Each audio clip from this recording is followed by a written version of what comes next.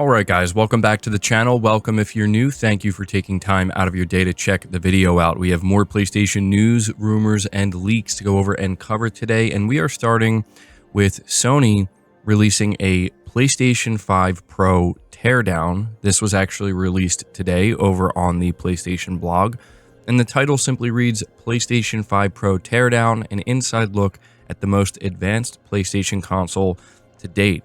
Now, I can't actually go over this entire blog post or teardown because it's actually pretty extensive, but I just wanted to make everybody aware of this because I know a lot of people who watch this channel did pick up a PS5 Pro and were definitely paying close attention to all of the different breakdowns that Mark Cerny did with the lead up to the launch of the PlayStation 5 Pro.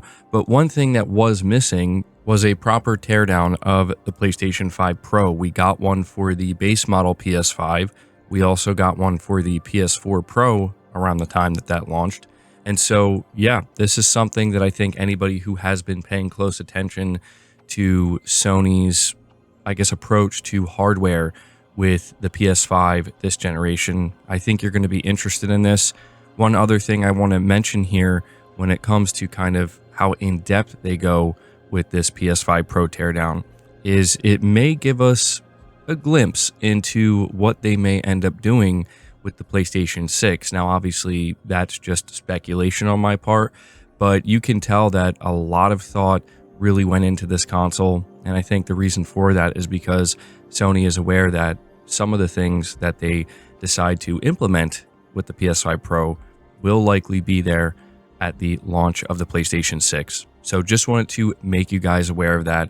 We're going to move on to the next topic, though, which I think is very good news for anybody who still appreciates physical video games. Obviously, most of the news we have gotten in the last couple of years regarding physical video games has been negative, but I would say this is a good positive. This is being reported by The Game Business, and they say Astro Bot on PlayStation 5 was 55% physical in the UK and nearly 60% physical across Europe. The reason why I think it's important to highlight this is because going into the, end of this generation, the last 2 or 3 years, and especially when we think about going into the next generation of consoles, a lot of people are curious as to whether or not we can expect Sony to continue to support physical games on PlayStation. Is the PlayStation 6 going to have a disc drive or not? Are they going to sell it separately, kind of like they are right now with the PS5 Pro? Well, when we look at data like this, I think it makes it fairly obvious that, at least for Sony, they're not going to abandon physical game releases because it would seemingly hurt them quite a bit. I mean, when you look at 55% in the UK, that's over half. Same when you look at 60% across Europe. I mean, this is a situation where I think people are making it known that when it comes to certain single-player games, they simply prefer to buy their games physically rather than buy them digitally. Now, that doesn't change the fact that when it comes to most games, people are still buying them digitally, and that will continue, and that number is likely only going to continue to grow. But just for anybody who is kind of wondering, when it comes to the PlayStation side of things, at least with a game like Astro Bot, Sony is absolutely paying attention to this, and this is going to potentially be the difference maker when they are making these critical decisions behind the scenes, like, do we want to go all digital? Do we want to continue to release physical versions? Data like this is going to guarantee that they're going to keep releasing physical versions. We're going to move on to the next topic, though, which is another report from credible insider Kepler L2 regarding the upcoming PlayStation 6 handheld that is likely still a few years away, but we're getting more insight into what we can expect with this handheld console from Sony. Being reported by WCCF Tech, they say the rumored portable PlayStation 6 will be able to run PlayStation 5 games without developer intervention, although a patch may still be needed for performance. On the NeoGAF forums, known leaker Kepler L2 revealed today that, as far as they know, the portable system has shader binary compatibility, so it should be able to run previous generation games without developer intervention. However, performance may not be great if games are left unpatched. A portable edition of the PlayStation 6 is said to be in the works alongside the standard home variant. While the systems have yet to be officially announced, we already know that they will be powered by AMD, like their two immediate predecessors, although Intel reportedly bid to produce the system. According to some recent rumors, the portable edition of the next generation system by Sony will not be able to match the current generation base PlayStation 5, but will be more powerful than the Xbox Series S, and its SoC, or system on chip, will feature less than 40 compute units and has been designed to run at very low voltages. So this is like the third update we're getting from Kepler L2 in a very short period of time regarding this handheld PlayStation 6 device that's essentially going to strive to be a handheld PlayStation 5. I think this is actually some critical insight that we're receiving here for this next generation PlayStation portable console. The big concern is if developers are going to have to essentially make a second version of their game in order to get it running properly on this handheld. Now, it is worth noting he does stress that even though games will be able to run on this handheld without any type of intervention, there's a really good chance that the performance will not be ideal, and a patch would likely be the difference maker in making a game just that much more performative on this handheld. So I do think that is a far cry from, you basically have to make a second version of the game. This is the problem that the PlayStation Vita ran into, where people loved the Vita and it was an extremely capable handheld, but there just simply wasn't enough support for it because any developer that wanted to support the Vita likely had to forego supporting the PS4, and it kind of created this situation where you have to pick and choose because there just wasn't enough cohesion between the PlayStation 4 and the PlayStation Vita. What we're hearing with this portable PlayStation 6 console sounds like it's going to be the opposite of that, where there's going to be nearly complete cohesion with the PlayStation 6 home console.